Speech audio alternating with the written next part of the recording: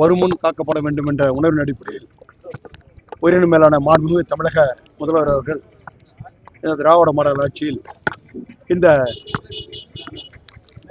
பருவமழை தொடங்குவதற்கு முன்பே பேரிடர் மேலாண்மை கூட்டத்தை கூட்டி அந்த கூட்டத்தின் அடிப்படையில் எங்கெங்கு நம்ம இன்னல்கள் இடுக்கன் ஏற்படுமோ அந்த இடங்கள்லாம் நேரடியாக ஆய்வு செய்து அங்கு வாழ்கின்ற மக்களுக்கு பாதுகாப்பாளராக அவர்களுக்கு தேவையான அடிப்படை வசதிகளை உருவாக்கி தர வேண்டும் என்று உத்தரவிட்டார்கள்.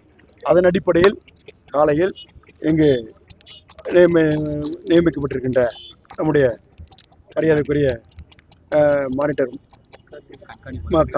கார்த்திக் ஐஏஎஸ் அவர்களும் மாவட்ட ஆட்சித்தலைவர் நம்முடைய பிரதாப் ஐஏஎஸ் அவர்களும் அதே சட்டமன்ற உறுப்பினர் சந்திரசேகர் அல்லது நம்முடைய மாவட்ட செயலாளர் உள்ளிட்ட அனைவரும் இந்த பணியினை மேற்கொண்டு ஏறக்குறைய பூந்தமல்லியில் எங்கெங்க பூந்தமல்லி தொகுதியில் இருக்கக்கூடிய இடங்கள்ல எங்கெங்க சேக்கனாய் நிற்குதோ அந்த இடத்தையும் பார்த்து அதனுடைய நிவாரணப் பணிகளை ஏற்பாடு செய்து அங்கு ஏற்பட்டால் அங்கே என்னென்ன விபத்து அந்த வழித்தடங்களை எப்படி சரி செய்வது, நீர் வழித்தடங்களை எப்படி வழி செய்வது என்பது ஆய்வு செய்து அதற்கு ஒரு ஈசா ஏரிக்கு வந்து ஈசா ஏரி அங்கே இருக்கக்கூடிய பணிகளை நேரடியாக ஆய்வு கண்டு அதை எப்படிலாம் மழை பெய்தால் கடுமழை இருக்கும் பட்சத்தில் எப்படிலாம் கொண்டு போகணும், நீர்வழி எப்படி கொண்டு போகணும்னு சொல்லி அதையும் ஆய்வு செய்து அதற்கான முன்னேற்பாடு செய்து அதற்கு பிறகு இங்கே முகத்தோராட்டத்துக்கும் இங்கே ஆய்வு செய்திருக்கின்றோம்.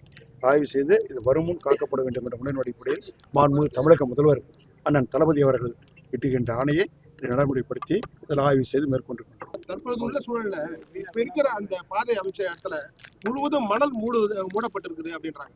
இப்ப கடலுக்குள்ள கிட்டத்தட்ட ஒரு 300 மீட்டருக்கு மேல இந்த கற்களை போட்டால் மட்டுமே தான் இந்த கற்கள் போட்டதற்கான பயன் இருக்கு அப்படின்னு இந்த பகுதி மக்கள் வந்து அவங்களோட குறைகளை சொல்றாங்க. கரெக்ட். இப்போ அவங்களுடைய குறைகளை வந்து மாண்புமிகு மீன்வளத்துறை அமைச்சர் அனிதா ராதாகிருஷ்ணனோட முறையிட்டு இருக்காங்க.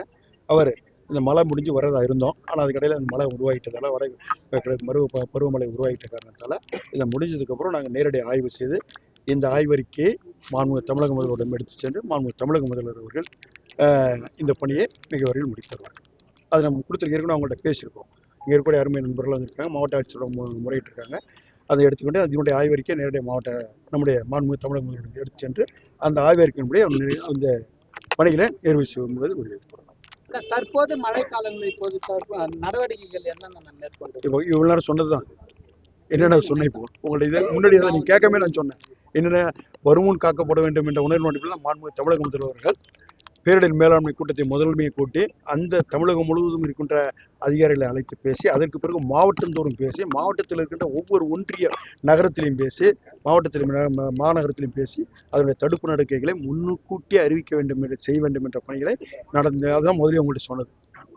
வீரர்கள் 100 கோடிக்கு மேல ஒதுக்கணும் நிரந்தரமா பண்ணான்னு சொல்றாங்க. அவங்களுடைய கோரிக்கை ஏற்கப்பட்டு ஏற்கனவே சொன்னது போல மாண்புமிகு தமிழக முதல்வருடைய பார்வைக்கு எடுத்து செல்லப்படும், எடுத்து சென்று நடைமுறைப்படுத்தும்.